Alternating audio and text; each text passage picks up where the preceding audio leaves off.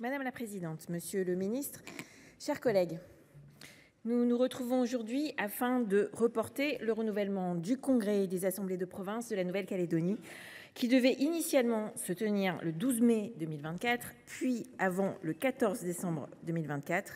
Et nous proposons de reporter ces élections au plus tard au 30 novembre 2025.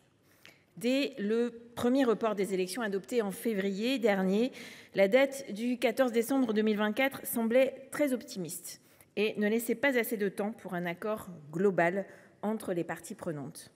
En effet, la conclusion d'un accord global incluant la question du corps électoral paraît être un préalable nécessaire à la tenue des élections. C'est la position constante de notre commission et je tiens à saluer le travail de Philippe Bas, de François-Noël Buffet, de Jean-Pierre Sueur, d'Hervé Marseille, qui déjà, dans leur rapport de juillet 2023 sur l'avenir institutionnel de la Nouvelle-Calédonie, pointaient la nécessité de favoriser la conclusion d'un accord consensuel et global entre les trois parties avant les prochaines élections provinciales. Mais ce n'est pas le rôle du Parlement de décider pour les Néo-Calédoniens si oui ou non un accord global est possible et quand. Tout comme ce n'est pas le rôle du gouvernement. Et ce nouveau gouvernement l'a bien mieux compris que le précédent.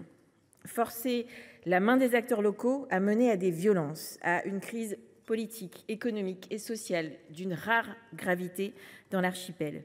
Et cela malgré les nombreuses alertes. Refuser la convocation du Parlement en congrès pour le vote du projet de loi constitutionnelle sur le dégel du corps électoral était un signe nécessaire et bienvenu. Il est urgent de revenir à la méthode consensuelle et de retrouver le sens du processus d'autodétermination et de décolonisation.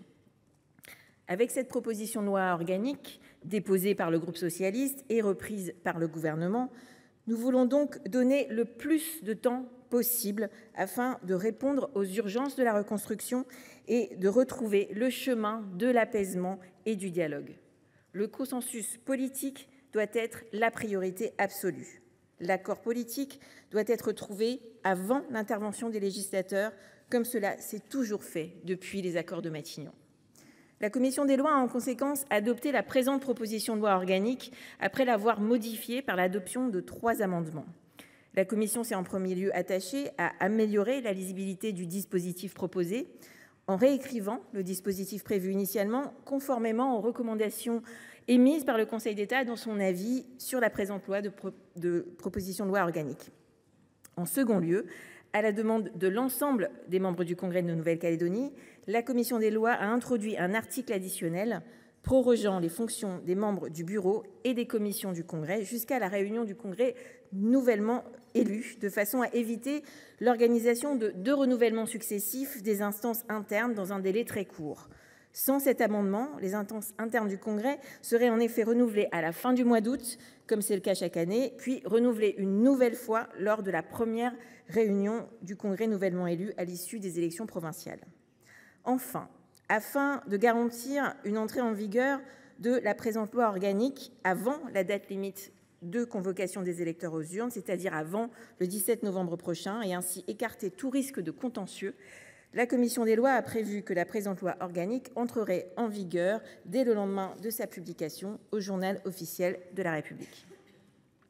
Vous l'aurez compris, chers collègues, le report de ces élections nous paraît être un préalable au chemin de l'apaisement. Il est soutenu par la quasi-totalité des acteurs politiques locaux et a été approuvé hier à une très large majorité par le Congrès de Nouvelle-Calédonie. C'est un signe d'espoir. La reconstruction économique et l'avenir institutionnel de la Nouvelle-Calédonie sont aujourd'hui indissociables. Le report des élections doit être la première étape de la reprise du processus de construction du destin commun des Néo-Calédoniens. Je terminerai par les mots récents de Lionel Jospin.